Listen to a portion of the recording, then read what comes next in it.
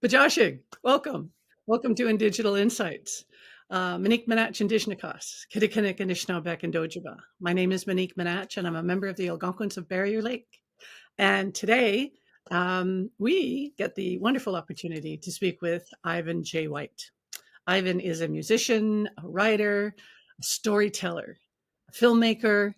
Um, he does so many things. He's Mi'kma'ki from the western coast of Newfoundland, from Flat Bay. Flat Bay. Yep. From Flat Bay. So how you doing, Ivan? I'm doing really well. There's been some weird weather here. Let's just say it's been like 4 weeks of it's not snowing for 1 hour each day. Oh, you get a break for an hour. Yeah. With blue skies and then whiteouts. We're just kidding. So tell us, how did you get into storytelling? I think growing up, I was given books, comic books and science fiction and all that. So I was an avid reader.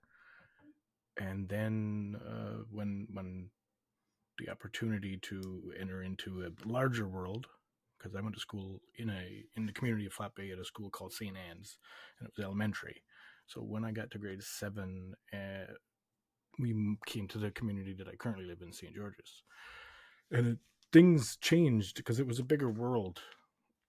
From getting on a bus and going 4 kilometers to my school versus getting on a bus and going 25 kilometers to the school on the highway for a little bit of it, and then like some treacherous, terribly put together roads to go to school. It was a bigger world. My world really opened up. New friends, new experiences, bigger buildings, like 2 stories instead of 1, right? And then social studies started. Like not the grade 5 social studies, the grade 8 social studies program. And that one was 1997 was the year. So if you think about that, that's 500 years of Johannes Gaboto, John Cabot, the big celebration of 500 years of Newfoundland's discovery. So there was a new social studies book that we had to contend with as students, and that was my, let's call it, one of those core memories, but it was the wrong color if we're going to reference the movie Inside Out. There More was anxiety, less joy. yeah, this was definitely like greenish red for me. Yeah. This Yeah. core memory didn't show up bright and happy. Uh, there were lead up chapters to the big celebratory John Cabot discovers Newfoundland, all about the Matthew, the boat that he was on, all this, where he ended up, and so much stuff about him. And but before that, the lead up was a chapter on the Beothuk, and it was 2 pages. So I say chapter on the Beothuk, who were original inhabitants of the island of Newfoundland. The last sentence in that 2-page chapter said, "The Beothuk are all gone now. The Micmac were brought here by the French to exterminate them." Oh, snap. Yeah, so that was my experience of, I'd never heard this. I come from Micmac at the time community. I come from a place where people have always known and always talked about who they were, but no one ever mentioned that. Were we so ashamed that we didn't mention it? No, it wasn't true. It was a, let's say, my elders say, an English fabrication to basically erase themselves from their part in history. The French did not bring Micmac here. No. And they especially didn't bring them here to exterminate the Beothuk. The Mi'kmaq always had a presence.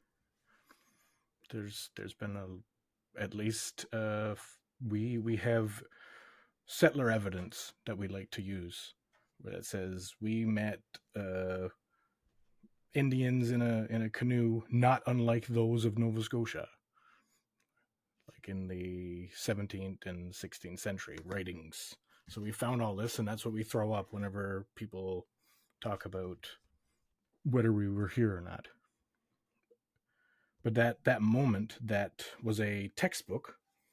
It was a a physical book that I've been holding my entire life and reading, and like, I knew fiction and nonfiction. I knew comic books were mostly fiction unless I was handed something that literally said, but this book was telling me that this was nonfiction. This was fact, and I couldn't find evidence of this fact.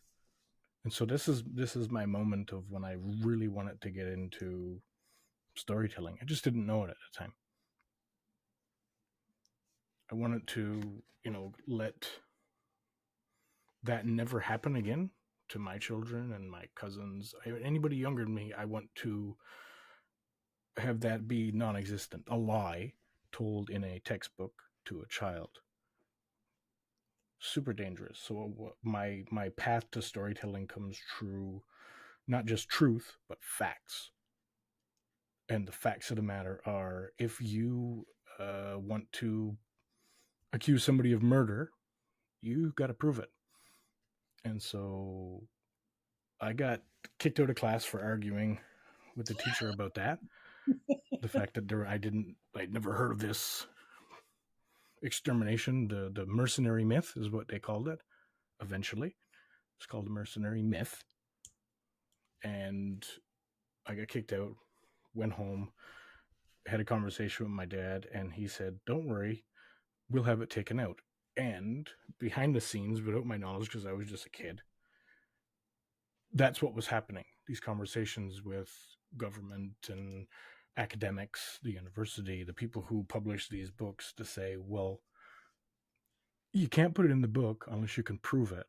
And so their proof was a letter written by the guy who literally killed Beothuk, because there's lots of proof, John Peyton Jr., written to the governor of Newfoundland to say, "I'd like you to request the warlike Mi'kmaq of Nova Scotia, the warlike Micmac of Nova Scotia, to come here and help us rid us of the Beothuk problem." He wasn't a Frenchman.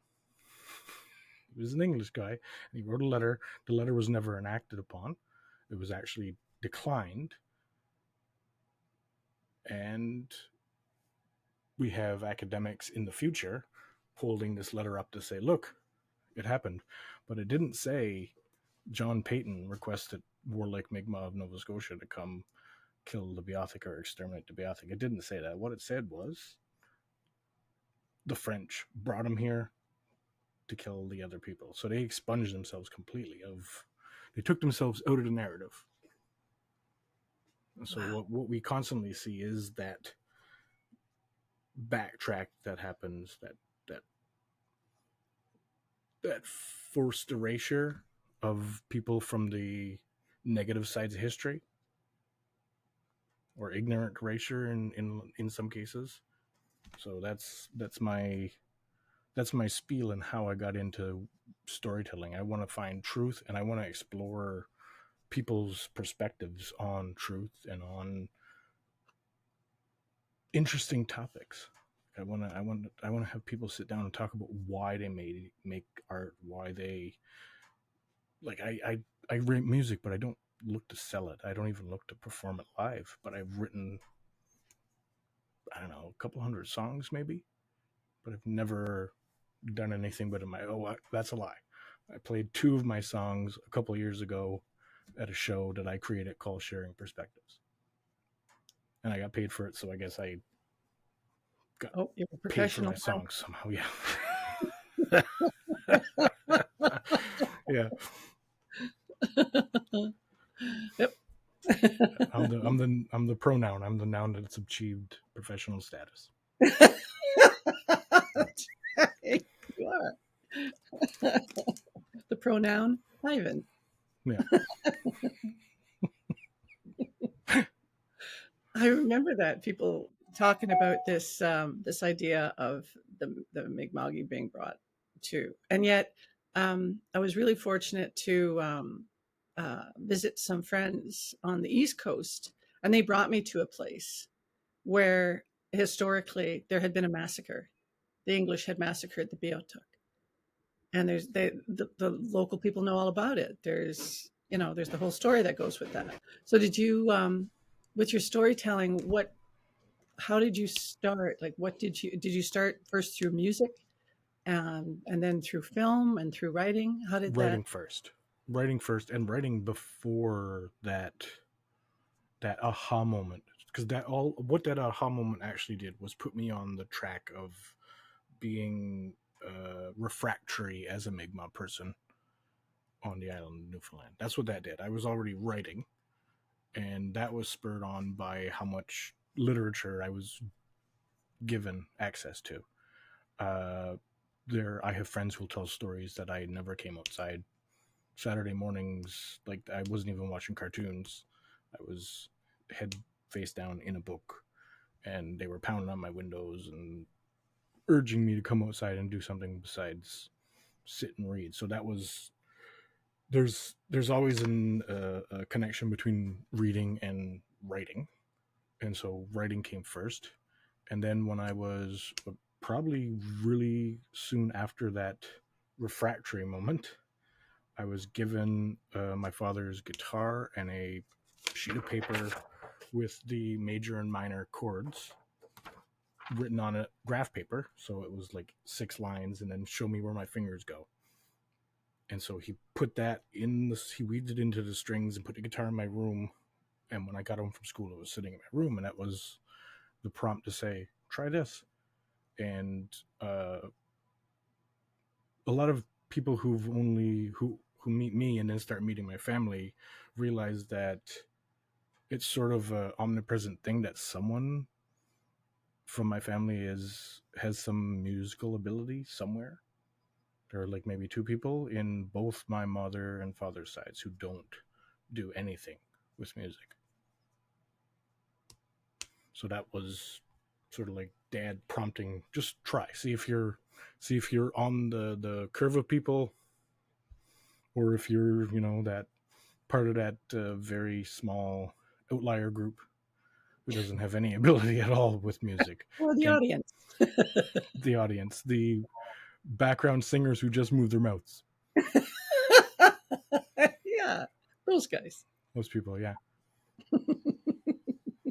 So that would have been probably when I was 16 or 17 when I started to play guitars. Yeah, I see it stuck. Yeah, there's 12 guitars in this room, and there's a couple more down at the jam space that we have. So it's a lot of. I don't know why I have that many guitars, but I like that I have that many guitars. You have They all options. sound different to me. Now, you could pick them, you could listen to me play all 15 or 14, I forget, and you would be like, hey, that sounds exactly the same as the last one. And I'll be like, not to me for some reason. And I don't know. Maybe that's like me rationalizing why I have that many. You do need options. You need Yeah. choices. Yeah, depending on the song, on your mood, on the weather. You know. Yeah. So the reading, writing, I guess, is the fault of my parents. The music is the fault of my dad and the family. And weirdly enough, the filmmaking is the fault of the community that I come from, Flat Bay. Because the first thing that I worked on in the film world was a movie called El Nugaganuda Mahan, The Native Story. And it was I wrote a screen adaptation to Elder Stephen Augustine's version of the. Wait, was it? Yeah, no. I'm trying to remember exactly. I think I got a printout of him telling the story. Or did I watch videos of him doing it in different spaces, telling the origin story of us as peoples? So it was 2012. Yeah, before your time. Uh, I think, because I don't want to give any fictions when I've made such a strong point. to say that what I want to talk about are, clearly this is a fiction, clearly this is a fact. This feels nebulous to me whether I listen to Stephen Augustine tell the origin story. You experienced the origin story from Stephen Augustine. I experienced it. I may have printed it out and literally went through it, uh, you know, scene by scene, and then adapted it for a short film at the beginning of a longer documentary. That's what El Nuugaganud Mahana is. It's the creation story, and then about just under 2 hours of interviews with people from the community of Flat Bay about topics ranging from how they grew up, how they saw themselves, to how they connected to the other communities that weren't Flat Bay. And it was very enlightening because when you learn why we were doing it, when we sat down with Elder White, Uncle Calvin, when we sat down with Elder White, and he said the reason that I prompted and pushed and got other people to prompt and push for you guys to come up here and do this project, because we had a meeting with him very early on. He said is because I was watching not just the older people in the community go to the spirit world, but he said my friends, the people I grew up with, were also beginning to fall away from the conversations that I was having daily. People weren't calling, people weren't visiting. I wasn't able to visit. These people were going, either dying or leaving the community, and they weren't taking, but they were sort of breaking down the fabric of the whole story. So we were on the verge of only getting little pieces and snippets. And what we wanted to do was, as we gathered up these interviews, we started to try and connect them. So if I spoke to you for these interviews went from 2 to 3 hours, then something that you said, like, it was our job to listen to you during the interview, not just to make sure that it was pretty and make sure the camera was in focus. It was very important for us to listen, take notes, and interact with you during your interview, because when we went to the next person, we could ask them questions, we could get corroboration, we could get a different perspective on the same thing. And that was basically the first time that I interacted with filmmaking. I was the, I guess, like marketing coordinator for the film, and I don't know how good of a job, if no one's heard of it, how good of Is a it job I accessible? would have done. I have copies of it, and what I'd like to do is, if I had a computer that took DVDs, I could basically rip it and put it up on YouTube, but I don't currently have that, and I think I've talked to a number of people about doing it, but we want the permission. And every time we ask for permission to put it up, people are like, "Yeah, put it up." But can you also get me the raw interview of mom or the raw interview of uncle? And I was like, "Oh, I think those are on like DV tapes." Yeah. So I was like, I'm not putting it up until I can give you that. So like, it's my responsibility. You said, yeah, you can put it up, and you didn't say not to put it up, but you said, and can you? So those two things for me, my responsibility is to fill the and can you piece, and get you what you wanted before I take the permission piece and upload the, I guess, much shorter version, like an hour and a half of like 16 or 17 interviews that are compressed into a.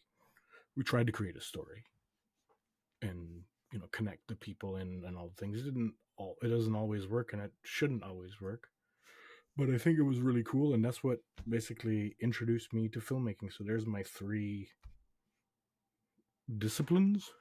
I'm not very disciplined at very many of them. I guess writing would be the one I'm most disciplined at, but it's the only one that I do completely alone 100% of the time. Yeah, yeah, yeah. So I You have can't. to be disciplined, or it doesn't happen. Other people can prompt me to get into making a movie, or prompt me to get into writing a song or playing guitar. But for writing, there's like no one there, so I have to do that. So I guess that's the most discipline I would have. Yes, it does. sadly. I tried to make my son a body double. Can you just sit there and I'll try to write? Just sit there, just be a body double. It's like, no. Have you tried to pose them as you're writing? Do this. Be like Sears Yeah, pose, you know, the old Sears cat. Yeah, exactly. good days. Yeah, yeah. They had these old calendars in Kitigan, and these photographers would have the men like my great grandfather. I think it was my great grandfather.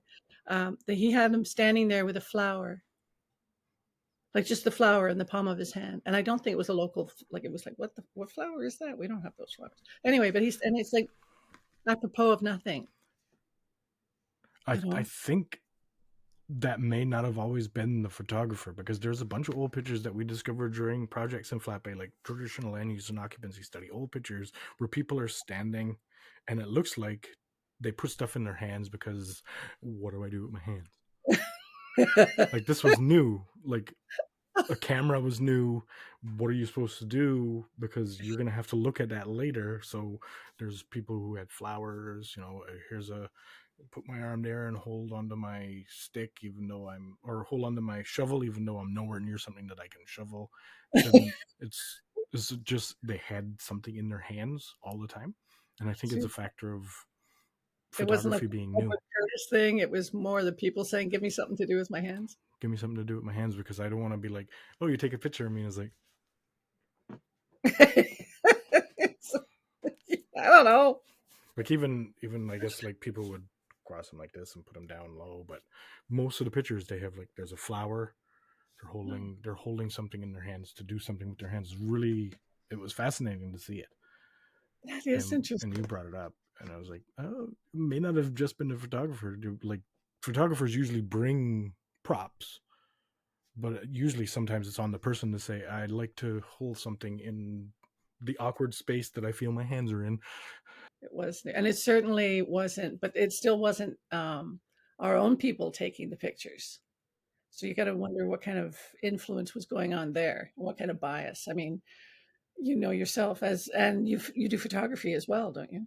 Uh, Like, if someone forces me to press the flash down instead of leaving it roll, I'll do it. But I'm not a great composer of photography.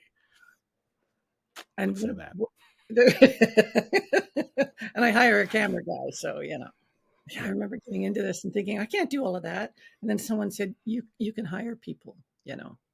yeah. I can help. Someone else can.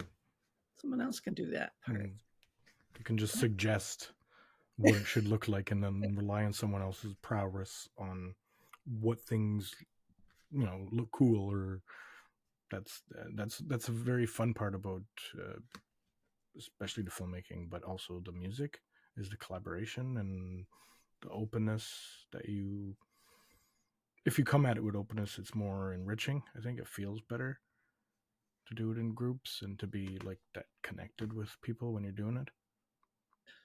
What do you think the difference is when it's an indig crew, when it's your own community putting these things together, than it is when you work or collaborate with people who aren't from the community and have a different aesthetic and a different way of storytelling? I'd say from doing both, sort of, that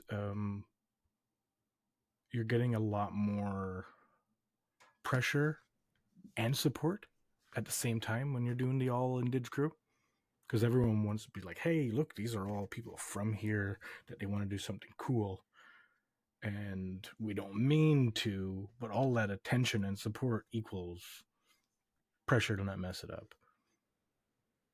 And whereas the uh, I feel there's a lot more, let's say, carefulness, tiptoeing, eggshell walking Yeah, on the other type of crew, when and I'm taking that non-indig crew and putting it into my community.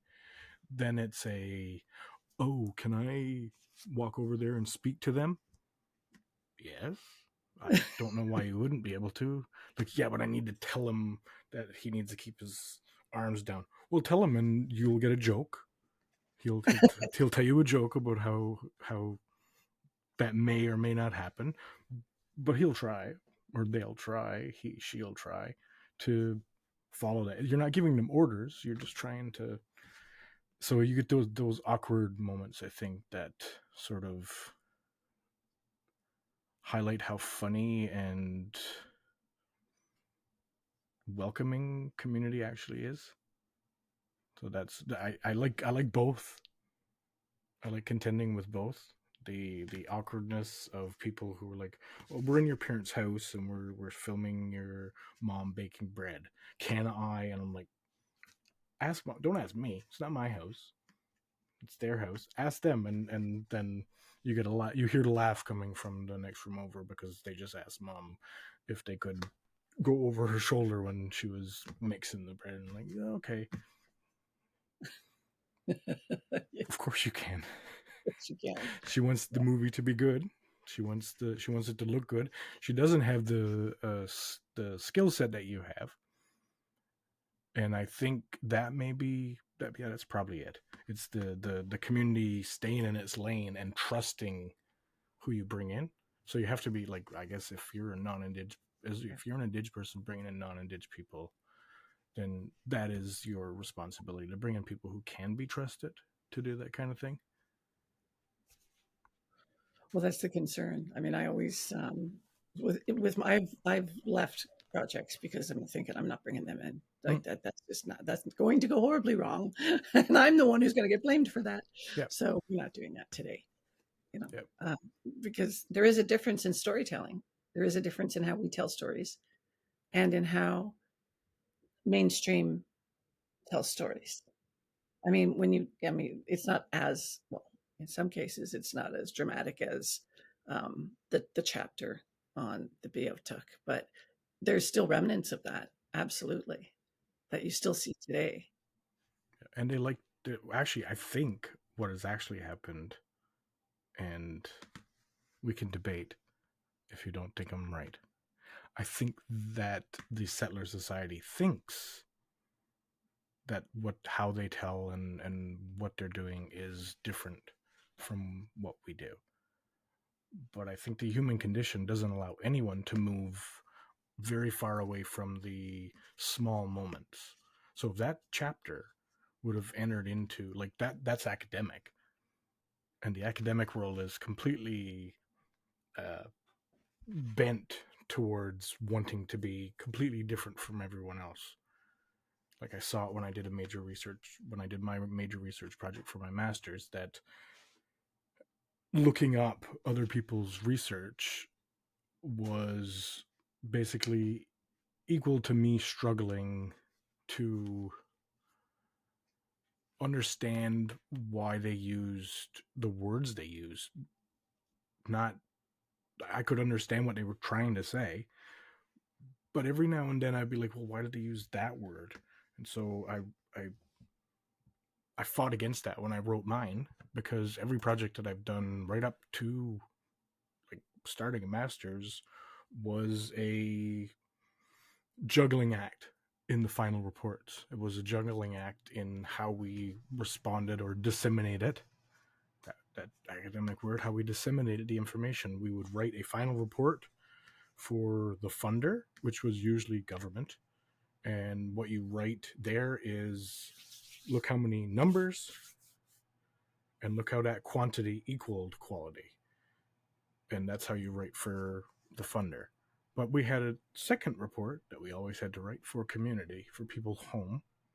And that report was look at how many people we reached. Like, not numbers. Look at the feedback and the responses and the engagement of people that existed during this. So, government wanted to see 60 people in a room every night.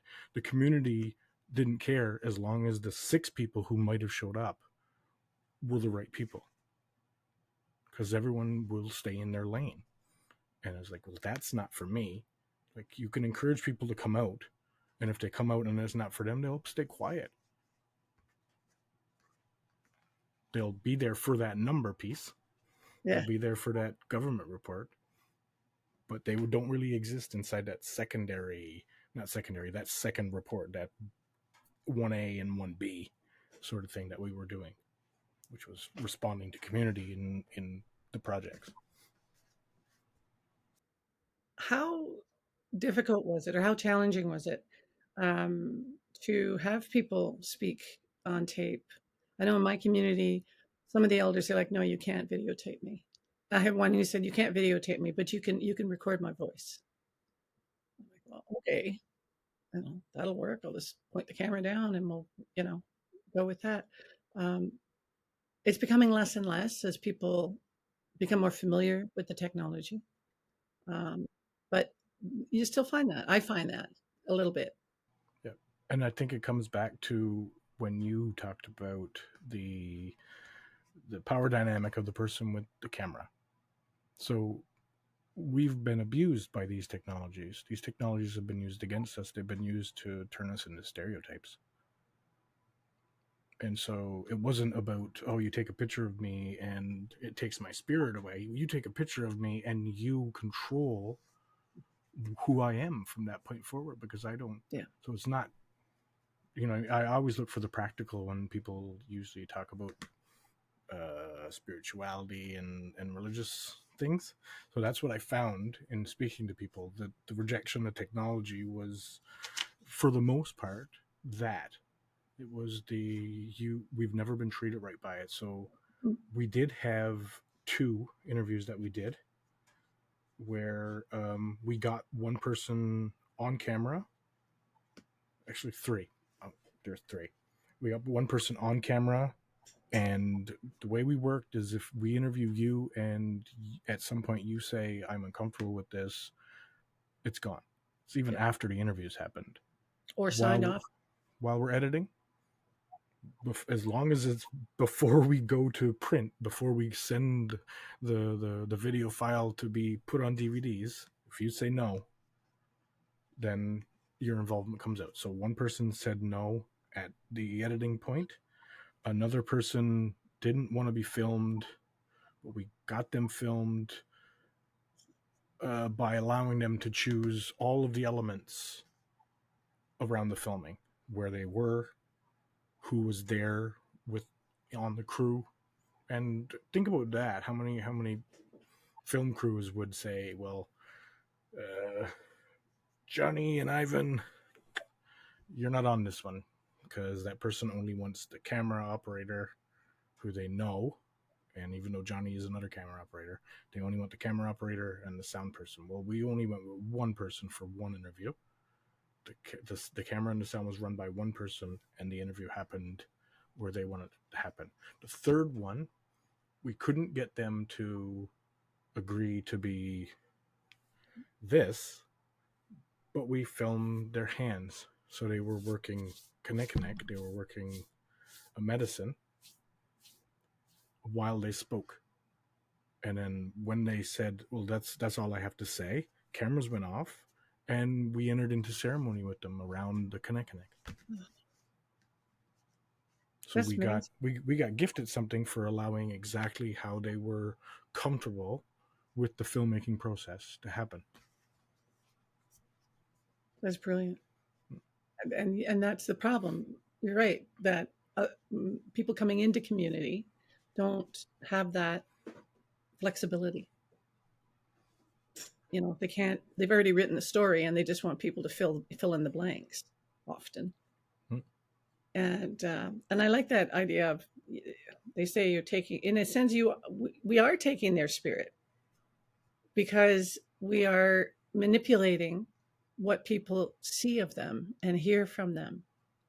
And so whatever is being whatever's part of the film, that's who these people are seen to be. That's who, and that's, you know, um, Yep, that's that translates into what someone, like, who people see you as, is a good definition of your spirit.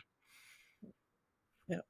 And when and it can be taken out of context, it can be, you know, little snippets of what you said, not necessarily the whole meaning of what you said.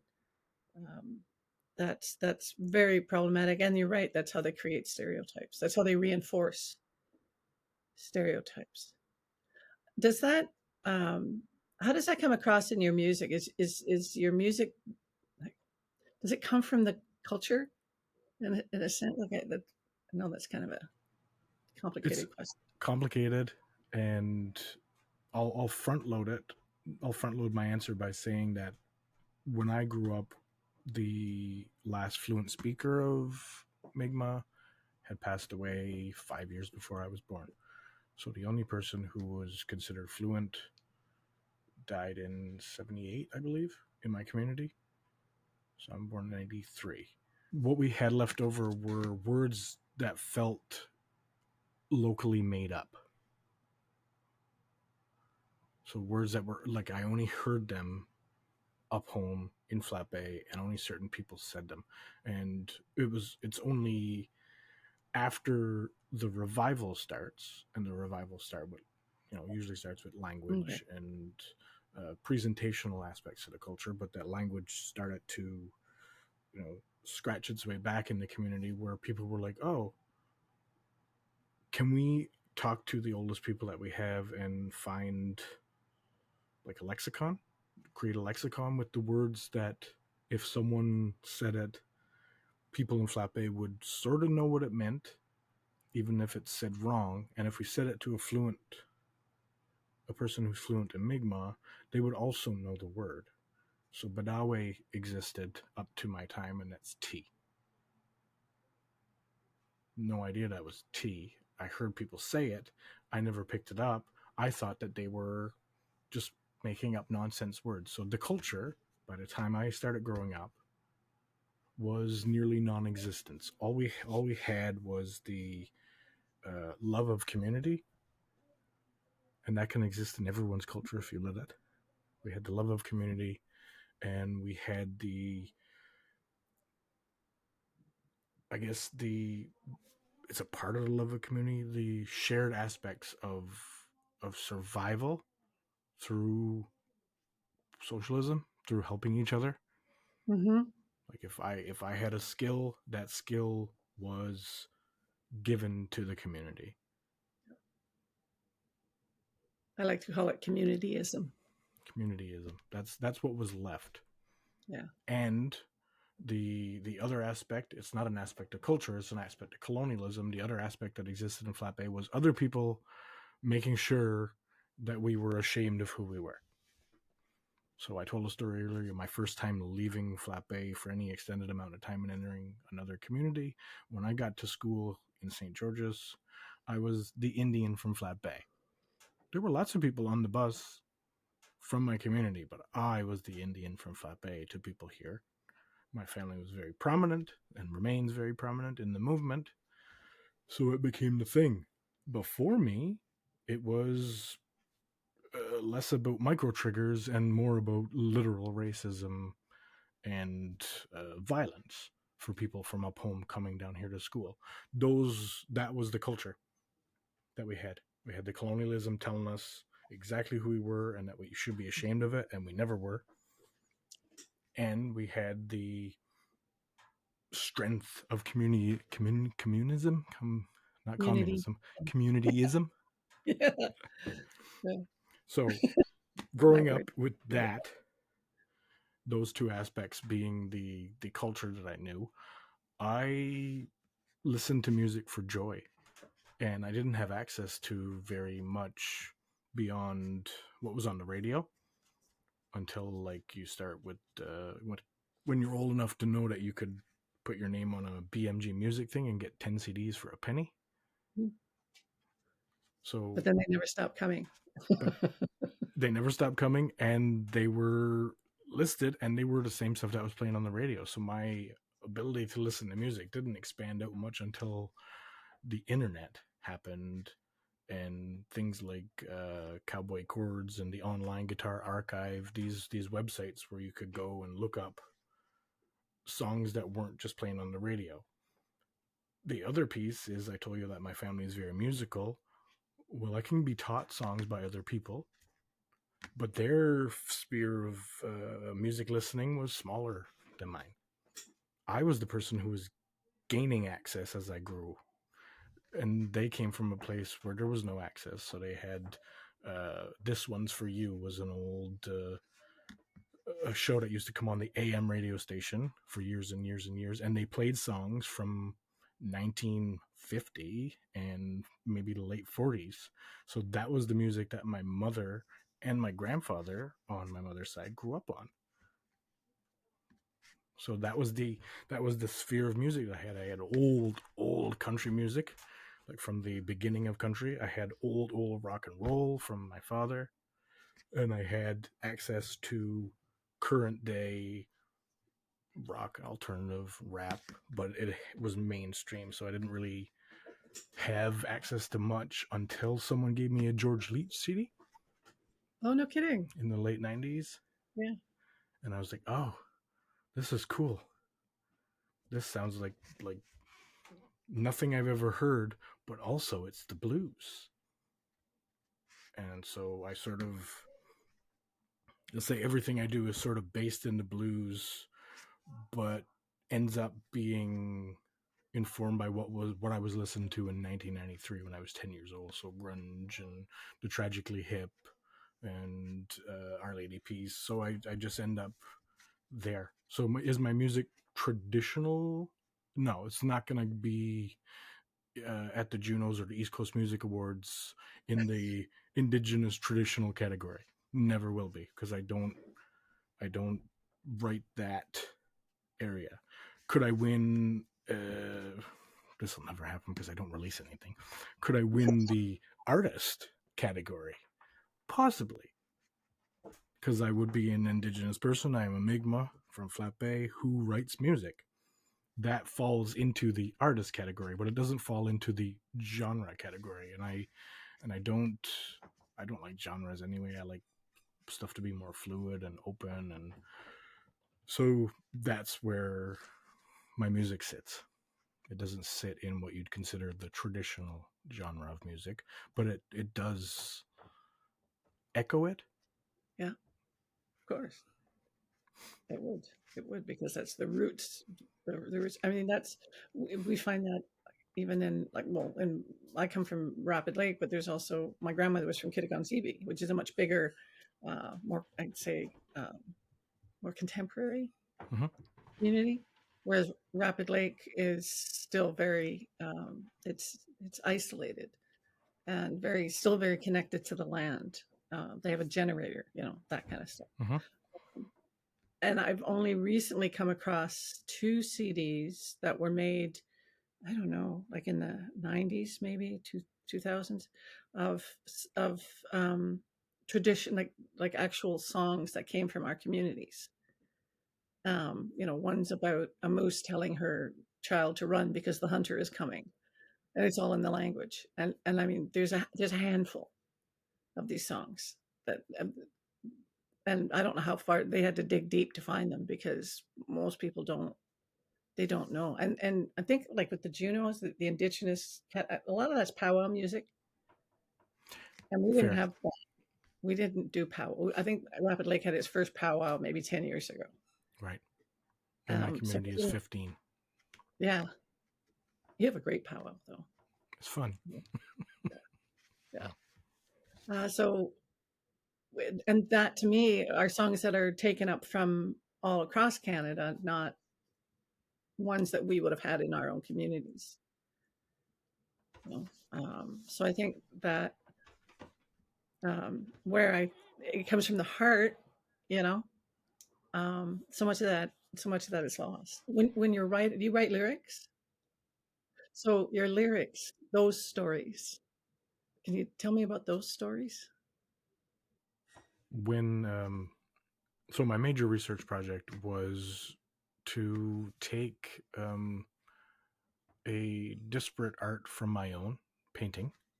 So songwriting and painting are disparate; they diverge, and not a lot of people see them as connected. And to um, follow the principle of Edowatamunk, two-eyed seeing, to start a discussion, basically have a conversation with a painter, and make art with a painter that either was inspired by or somehow gets, these two art forms, how they play off each other, or how they can play off each other through these conversations. That was my major research project. So what I ended up doing, it was supposed to be, and if you know me, you know all about the scope creep piece that I have a lot of difficulty in reining in. So it was going to be a album and a gallery show where the album is played live and the stage moves to each piece that either inspired the music or was inspired by the music. So we took that scope creep and we brought it all the way down to one new and one old. So I took a painting that was already completed from my friend and wrote a song. And I gave him an old song and he painted from the song. So that was the major research project. That didn't work because I had personal family things that were happening, and my song, even though I sat and I stared at his painting and tried to draw draw music out of the lines and the shapes and the colors and all the aspects of a painting, it didn't work for me because I had my wife had to go with her grandmother to another community, to a hospital, to deal with a health issue. So what I ended up doing was writing about, we can say, capitalism and colonialism in the verses, and the chorus was all about how much I miss my life. And I had to be upfront with the painter and say, listen, your painting is beautiful, it's called Butterfly, but there's a part of this song that I could not avoid. It had to come out, and it ends up in this song because there's nowhere else to put it. And so with that made me like actually look back on all the other songs that I had written before, and most of them are me starting out trying to high concept, like the Micmac were brought here by the French to kill the Beothuk, high concept, and digging down into my personal feelings on the subject of what I'm writing about. That's all my songs end up like that. I don't know how to avoid it. I just always end up doing the smallest picture possible. I think that's amazing. I think because it makes it relevant and it makes it relatable. Yeah. I mean, And you take I'm here. I've been playing guitar longer than I've not been playing guitar at this point. And I only just discovered this last year.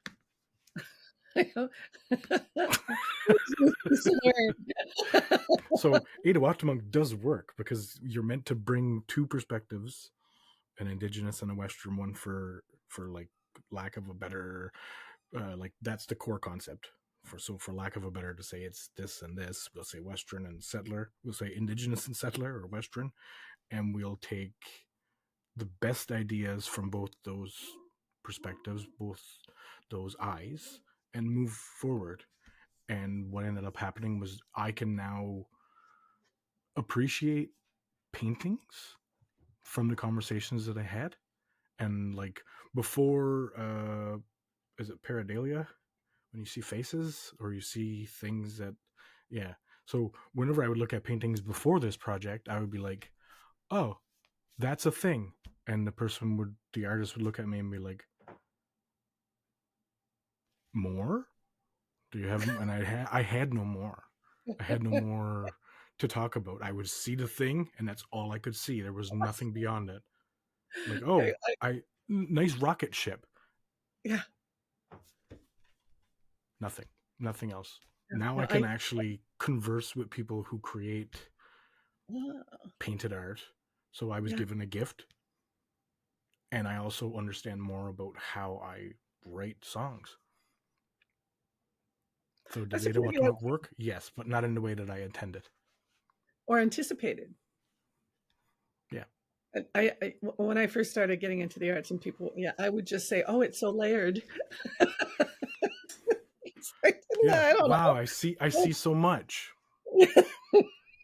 Like I knew they wanted more, but I had no more to give. Exactly. And it Yeah. was like, I go to art shows and basically hide, right? Go to art shows and basically be like, oh, I'm looking at a painting. People are coming. I'm gonna slide out of here. I go, I'm gonna go to. I'm gonna quickly go to the opposite side of the room because there are people coming that way too.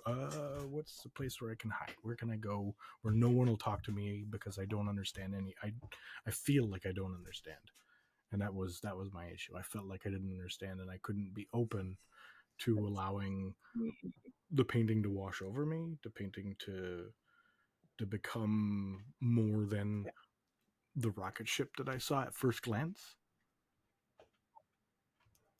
Yeah. I know what you mean. It took me a long time, and mostly by osmosis or by listening to what other people were saying. I'd be like, oh, okay, okay, I'll use that. I'm like, yeah, because he calls me the chameleon. You were Peter Griffining the thing, shallow and pedantic. You watch the TV show and then he makes that his thing. Yeah. Shallow and pedantic. Yeah, there's lots of that. It's a great joke because he literally becomes shallow and pedantic by using the other guy's words to describe something that the other guy actually knew something about. I was like, yeah, nice It's funny. layers. Layers.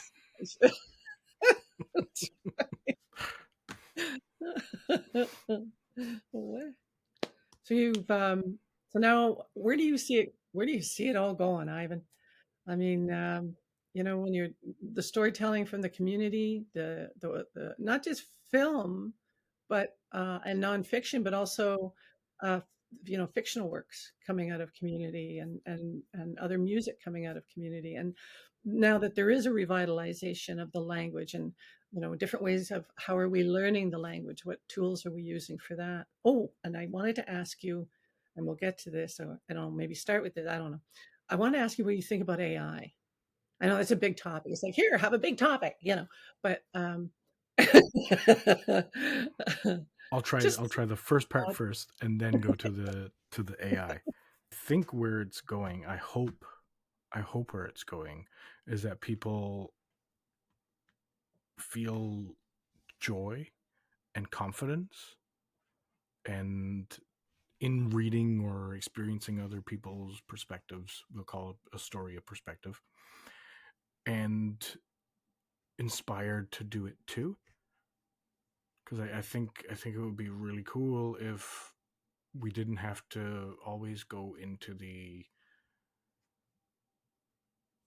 part where we have to, like, it's fine to lift people up and give them confidence, but if it's every time we do it we're basically fighting some aspect of colonialism when we do, I'd like to rip those, like decolonize those aspects so that we don't have to do it over and over and again. Being Mi'kmaq from the island of Newfoundland is going to be one until we find the confidence to change it. And people have been fighting to do that for 50 years. It's not a fast process, but we can't give up. We can't lay down. We need to keep doing it. So I'd like to see the position of I'm confident in who I am. I have community behind me, community with me when I write and speak and put film and music out into the world, when I produce art. And that's my hope. And that other people will get inspired by that confidence. Now AI.